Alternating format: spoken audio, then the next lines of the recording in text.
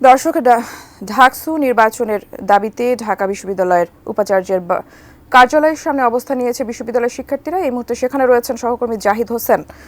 জাহিদ হোসেন, এই মুহূর্তে সেখানকার পরিস্থিতি কেমন দেখছেন? কি কি তথ্য আছে আপনার কাছে জানাবেন?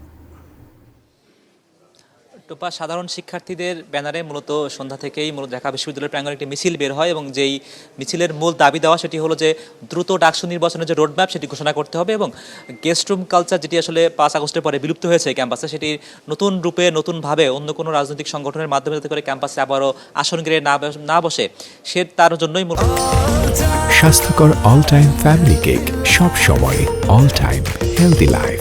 শিক্ষার্থীরা এই দাবি দেওয়া নিয়ে তারা আজকে মিছিল বের করেছিলেন এবং এই মুহূর্তে আমি যে অবস্থান করছি ঢাকা বিশ্ববিদ্যালয়ের মাননীয় যিনি উপাচার্য তার যে কার্যালয় তার সামনে, এবং দেখছেন যে ইতিমধ্যে শিক্ষার্থী প্রতিনিধি তারা স্যারের যিনি কার্যালয় সেটি প্রবেশ করেছেন এবং সেখানে গিয়ে মূলত তাদের দাবি দেওয়াগুলো তুলে ধরছেন, তাদের ডাকসু নিয়ে যে সকল চাওয়া পাওয়া সেটি তারা তুলে ধরছেন এবং উপাচার্যের পক্ষ থেকে আসলে কি জানানো হবে বা আদৌ ফেব্রুয়ারি নাগাদ যে নির্বাচনের প্রস্তুতি নেওয়া হচ্ছিল তারও আগে পরে আসলে কোনো সিদ্ধান্ত আসবে কিনা কিংবা রোডম্যাপ ঘোষণা নিয়েই বা কী সিদ্ধান্ত আসবে সেটি আমরা এখনও অবগত নই।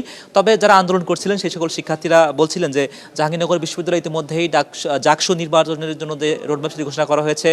এর পাশাপাশি ঢাকা বিশ্ববিদ্যালয় যেহেতু সবথেকে বেশি আলোচিত ছাত্র সংসদ নির্বাচন, কাজেই সেই নির্বাচনটি খুব দ্রুততম সময়ে কেন আয়োজিত হচ্ছে না, কেন এখনও আসলে রোডম্যাপ ঘোষণা হচ্ছে না সেই প্রশ্ন তারা রেখেছিলেন।